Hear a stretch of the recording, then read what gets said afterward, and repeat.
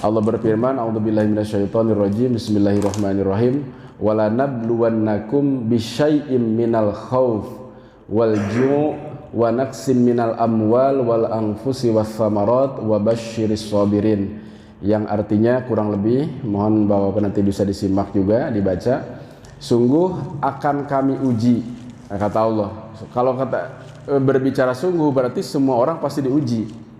Sungguh akan kami uji, kata Allah. Tapi di situ bisyai'in, sedikit.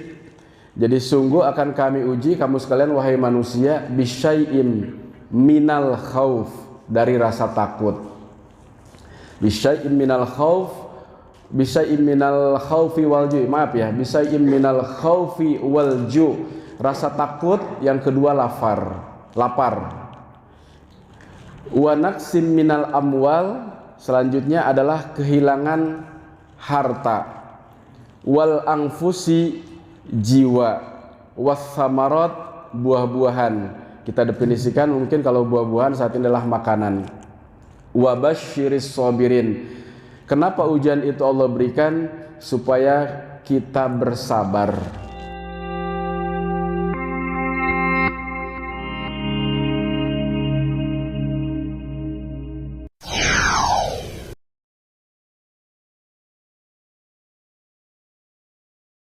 Bismillahirrahmanirrahim. Assalamualaikum warahmatullahi wabarakatuh.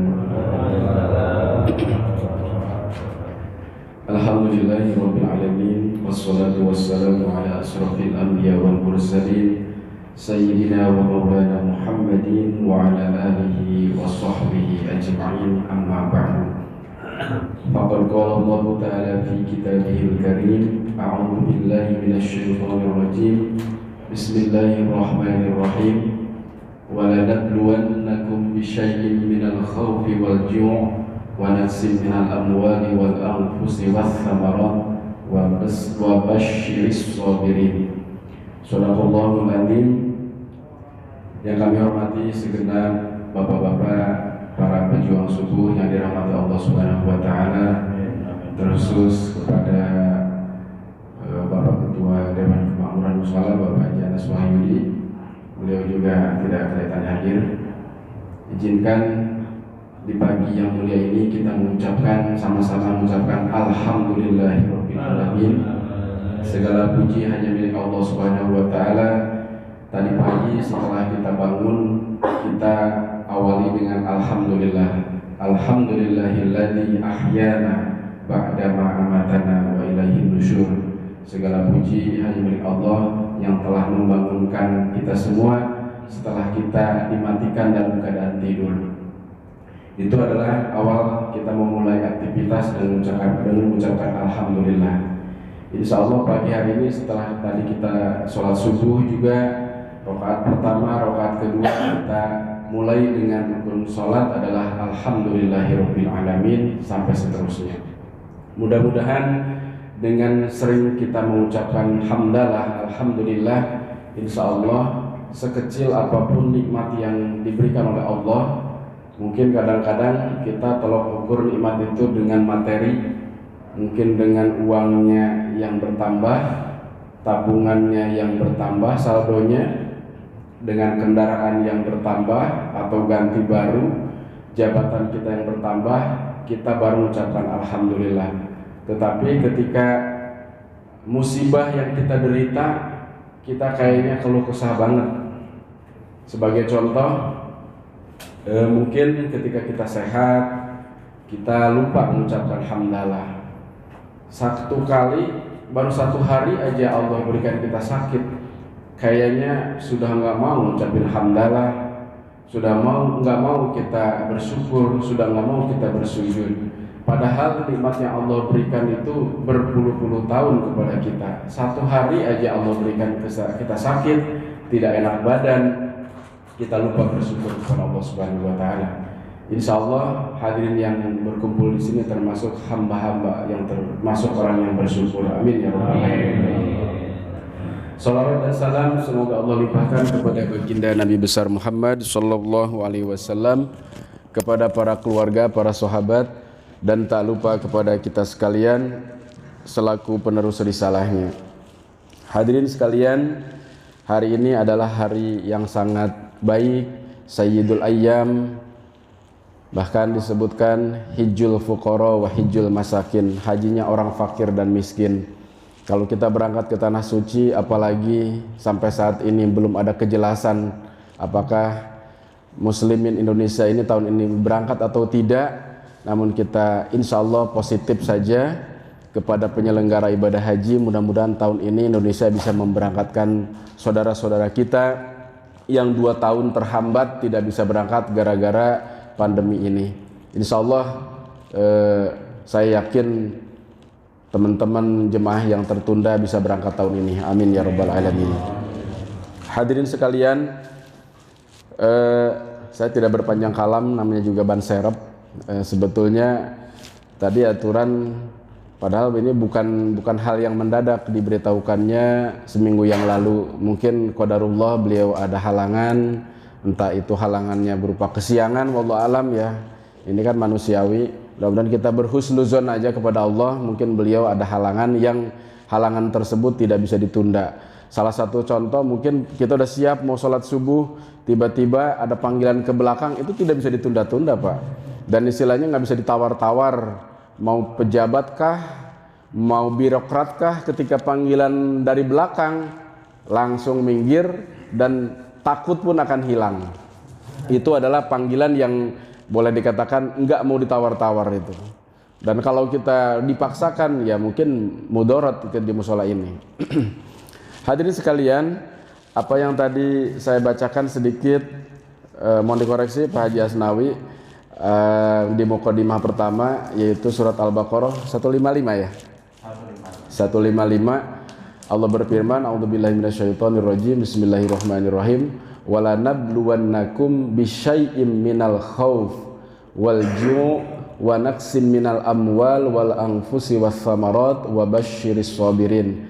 Yang artinya kurang lebih, mohon Bapak nanti bisa disimak juga, dibaca. Sungguh akan kami uji, kata Allah. Kalau kata berbicara sungguh berarti semua orang pasti diuji. Sungguh akan kami uji, kata Allah. Tapi di situ bisyai'in, sedikit. Jadi sungguh akan kami uji kamu sekalian wahai manusia, bisyai'in minal khauf, dari rasa takut. Bisyai'in minal khauf, bisyai'in minal khaufi wal ju', maaf ya, bisyai'in minal khaufi wal ju', rasa takut. Yang kedua lapar. Wa naqsim minal amwal, selanjutnya adalah kehilangan harta. Wal anfusi, jiwa. Was-samarat, buah-buahan. Kita definisikan mungkin kalau buah-buahan saat ini adalah makanan. Wa basyiris sabirin. Kenapa ujian itu Allah berikan? Supaya kita bersabar. Bersabar dari apa yang Allah ujikan. Ayat selanjutnya 156-nya, alladzina idza asobathum musibah. Nah, di sana kan asobathum, mim ketemu mim. Kalau dalam waktu saya ngaji disebutnya idgham mimi ya. Mim ketemu mim. Asobathum, sehingga bacanya agak berdengung. Alladzina idza asobathum musibah. Nah, jadi jangan asobathum musibah, ada dengung sedikit karena mimnya juga ada tasjid. Setiap di atas mim, atas nun atau nun ada tasjid, maka namanya gunnah ya Pak Kapten ya. Gunnah ya. Gunnah itu berdengung, menahan suara nun atau mim berdengung sedikit. 3 harokat ya. Rasakan dengungnya itu. Kalau dulu waktu saya diajarin sama Allahumma yarham abah saya, dengungnya itu terasa di hidung. Contohnya misal summa latus alunna. Nah, jadi terasa di hidung tuh agak gatal-gatal gitu. Itu dulu waktu saya ngaji kecil begitu. Kalau belum gatal, belum gunnah. Artinya agak geli-geli sedikit. Jadi kalau ada di atas nun atau mim ada tasjid, agak berdengung. Sebaliknya sama kayak tadi, mim ketemu mim, idgham mimi. Dalam bahasa saya kecil idgham mimi, karena mim ketemu mim, agak dengung juga. Asobathum musibah qalu inna lillahi wa inna ilaihi rajiun. Siapa orang yang sabar itu? Yaitu ketika orang-orang yang ditimpa musibah itu sangat banyak, qalu, mereka akan berkata, qalu inna lillahi wa inna ilaihi rajiun. Sesungguhnya kami ini dari Allah dan akan dikembalikan kepada Allah. Ayat ini sering kita baca ketika kita dapat musibah. Pejabat-pejabat kita ketika dapat jabatan, entah itu karir naik segala macam, dia hamdalah berkali-kali, pesta bahkan dan lain sebagainya. Padahal jabatan juga bisa musibah itu. Ingat, misal kita jadi apalah di kantor, manajer kah, kepala bidang kah, kalau jabatan itu tidak kita tunaikan dengan baik-baik, kan bisa musibah, Pak. Anggaplah misal contoh Pak Haji Asnawi di kantornya menjadi leader atau menjadi supervisor. Nah, kalau pisor mah di tembok ya, supervisor ya. Beliau adalah bertanggung jawab terhadap koordinator-koordinator di bawahnya. Ketika koordinator-koordinatornya tidak benar dalam bekerja, supervisinya Pak Haji Asnawi akan ditanya nanti di akhirat. Bahkan kita termasuk orang-orang yang nanti akan dipertanggungjawabkan, hidup ini untuk apa? Min aina iksabah wa fima anfaq. Hidup ini, harta ini dari mana? Didapat dari mana? Dibelanjakan kemana? Pasti akan ditanya. Hadirin sekalian, nama juga kultum, kembali ke awal ayat yang tadi, Allah akan menguji kita bisaim dengan sedikit minal khauf, dengan rasa takut. Takut apa? Sekarang banyak orang yang takut kehilangan jabatan, takut tidak makan, takut tidak mendapatkan pendidikan. Dan pada dasarnya manusia ini ketika dilahirkan semuanya rasa takut, Pak. Ketika kita kecil tumbuh dewasa, kita sebagai orang tua takut anak nggak sekolah, takut tidak makan. Setelah sekolah nggak bisa melanjutkan, takut nggak bisa melanjutkan ke SD, SMP, SMA takut tidak kuliah. Selesai kuliah takut tidak mendapat pekerjaan. Selesai pekerjaan takut tidak mendapatkan jodoh. Dan setelah bernikah takut tidak mempunyai keturunan. Dan takut-takut ini sebetulnya bisa kita siasati dengan bersandar kepada Allah Subhanahu wa taala. Saat ini mungkin teman-teman kita ada yang di PHK segala macam, tapi kalau bersandar kepada Allah Subhanahu wa taala, yang memberi makan bukan perusahaan kita, yang memberi makan adalah Allah Subhanahu wa taala. Kita kebayang kalau yang memberikan makan perusahaan kita, kalau karyawannya segitu banyak, perusahaannya tidak ada job, tidak ada order, bagaimana dia akan memberikan makan karyawan-karyawannya? Sementara setiap yang melata di muka bumi, Allah sudah siapkan rezekinya masing-masing, insya Allah. Dan yang kedua, setelah kita tadi takut dengan rasa ketakutan, yang kedua, Allah akan uji kita dengan kelaparan. Lapar, mungkin saudara-saudara kita di belahan dunia ada yang lapar, kekurangan makan, segala macam. Alhamdulillah di Indonesia, dari mulai zaman pandemi 2 tahun yang lalu, rasa guyub kita, solidaritas kita tidak bisa diragukan lagi bangsa Indonesia, khususnya umat Islam. Umat Islam ini temannya yang lapar, saudaranya yang lapar, saudaranya kemalangan, nggak usah jauh-jauh lah, di Taman Royal ini saja pedulinya sangat tinggi. Bahkan ada saudara kita yang sakit, ayo kita tengok. Itulah gunanya kita ada paguyuban, gunanya ada sholat berjamaah. Insya Allah dengan sholat berjamaah ini segala permasalahan bisa kita atasi bersama, insya Allah. Mungkin 2 hal itu saja yang saya bisa sampaikan karena waktunya terbatas. Mungkin ada bapak yang mau berangkat kerja, salah satunya Pak Haji Asnawi. Silakan Pak Haji Asnawi, mau menambahkan. Alhamdulillah, Alamin, Masya Allah, walaupun pada pagi hari ini yang jadwal belum hadir, Bapak Haji Ahmad Khair, dan siap terus.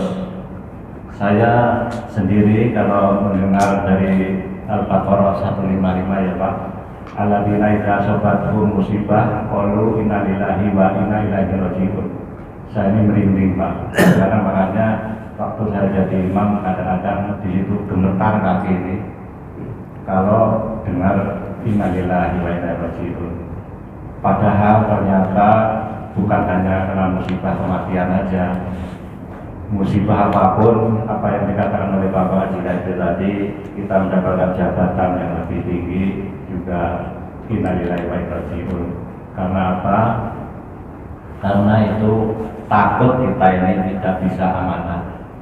Makanya Allah Subhanahu wa taala juga mengingatkan, berpesan kepada kita, kepada orang-orang yang beriman. Ya ayyuhalladzina amanu taqullaha haqqa tuqatih wa la tamutunna illa wa antum muslimun. Hai orang-orang yang beriman, bertakwalah kepada Allah Subhanahu wa taala dengan takwa yang sebenar-benarnya takwa, dan janganlah sekali-kali mati dalam keadaan Islam, ya. Nah, ini pesan ini harus sering kita ingat, harus kita sering renungkan bahwa orang yang meninggal tanpa membawa takwaan maka akan celaka besar.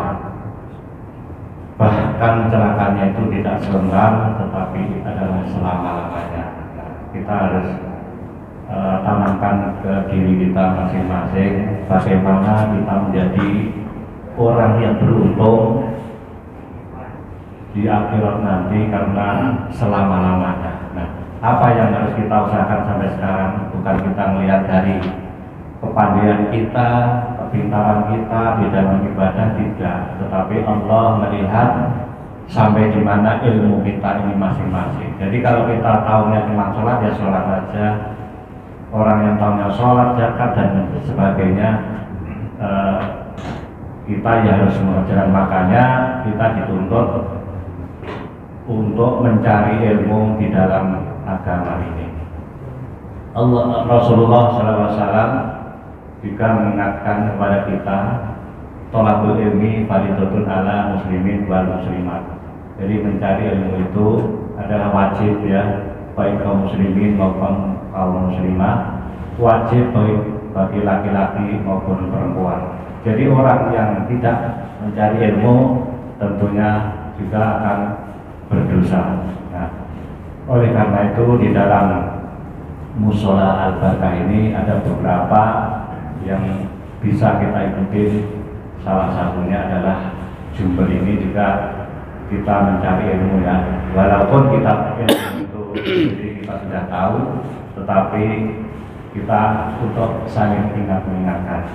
Nah, mudah-mudahan apa yang telah disampaikan oleh Bapak Haji Ahmad Khairil ini dapat menambah ilmu kita, iman kita, dan juga ketakwaan kita, khususnya adalah di dalam kehidupan sehari-hari.